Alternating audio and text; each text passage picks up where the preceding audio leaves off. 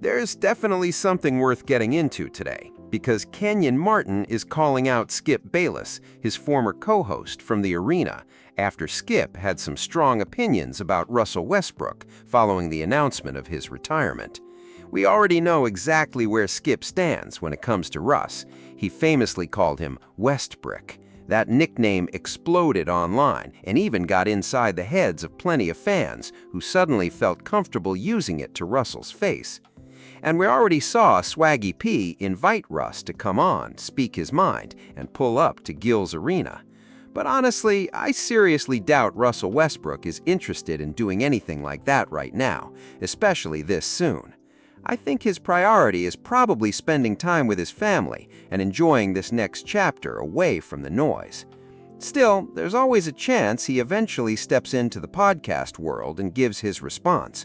Maybe he even fires back at some of the criticism, because stepping into the media yourself can completely shift the narrative and let you tell your side instead of allowing these shock jock personalities to control the story about you.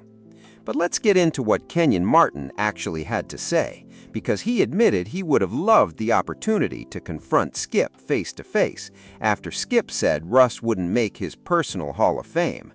Let's see exactly how that conversation might have gone. Nah. Nope. At no point will I stand for any Russell Westbrook slander. I just watched your whole little spiel you did about Russ, and hard to get through. Hard to stomach and watch that. You said all that to say nothing, to say that you was a hater, which people already do that. You said you didn't see Russell Westbrook's talent earlier because you're not Sam Presti. You're not a GM. Not qualified to evaluate that kind of talent at that level. There's a reason he didn't start as a freshman. There's a reason he started as a sophomore and played better. Freshmen normally come in, don't play a lot early. Some do, some don't. But first ballot Hall of Famer. Luckily, you don't have a vote. So we see would be biased. But no Russell Westbrook slander will be tolerated. When I was at your former employer, Fox, and your former colleague and co-worker, Callan, tried to do the same thing. Didn't stand for it then, ain't gonna stand for it now. It's unfortunate that we're not in the same building anymore, because I would have loved to debate this in person.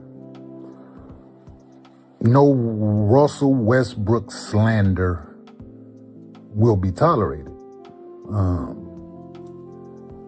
I wouldn't pay my money to see too many people play basketball, but I would pay to see Russ play because of how he approaches the game.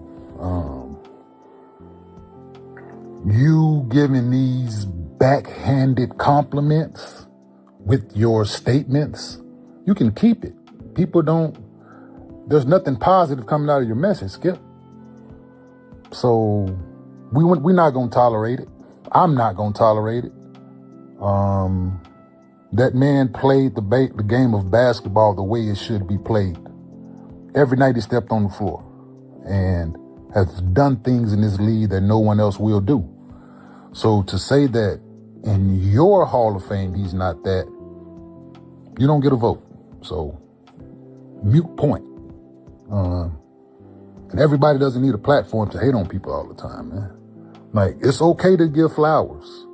It's okay to recognize greatness without giving backhanded compliments.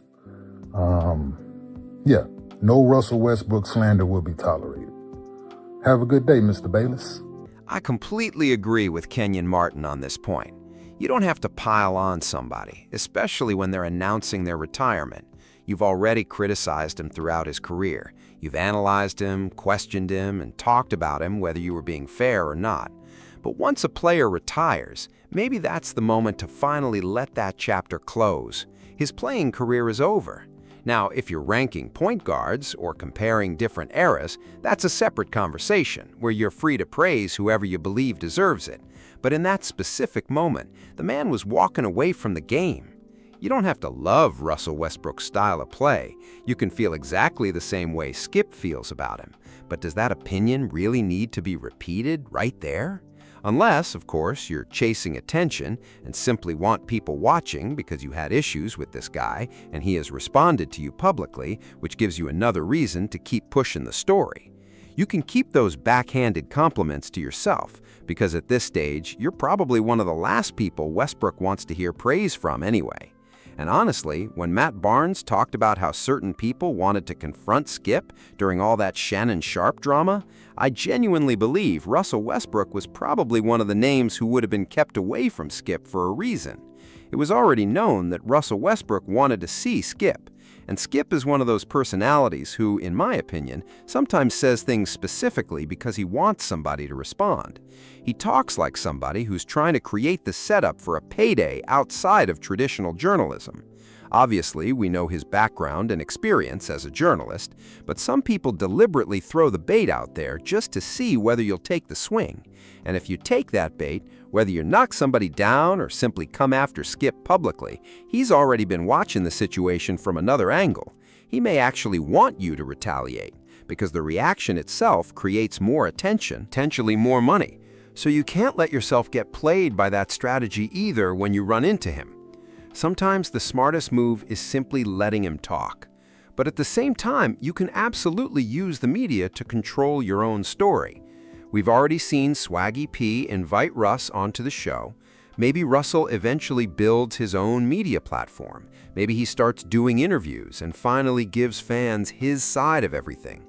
But he strikes me as the kind of person who may step away from the spotlight for a while and simply enjoy life beyond basketball.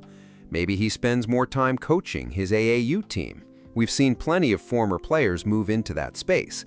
We've seen guys like David West and Chris Paul stay involved with young players beyond just the summer. They're around these kids throughout the year. They're accessible, they're teaching, and they're giving something back. So maybe Russell Westbrook eventually chooses to contribute to basketball in that way. But if you're going to cover the game and constantly talk about these stars, you also have to understand that those players deserve respect.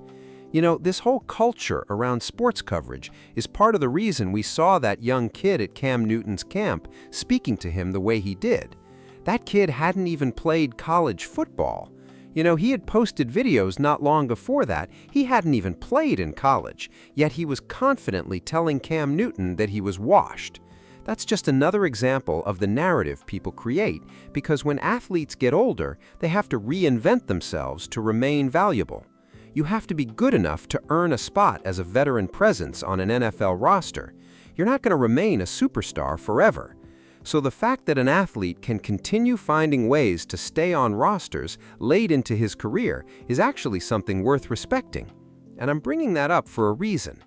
People constantly said Russ was washed, yet Russell Westbrook was still producing 18 or 20-point games long after his absolute prime, even after leaving the team where he became a superstar, showing that he could still find ways to make an impact in different environments.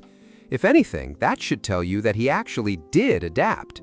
Players who refuse to adjust usually don't keep finding opportunities with as many teams as Russell did. The fact that he continued getting rotations and meaningful opportunities with different teams after Oklahoma City tells you something, because that simply doesn't happen if a player refuses to evolve. You may not see that evolution reflected in NBA championships, but there was clearly some level of adaptation happening when the ball wasn't in his hands every possession, and he was still finding ways to contribute. So that's really the point I would make.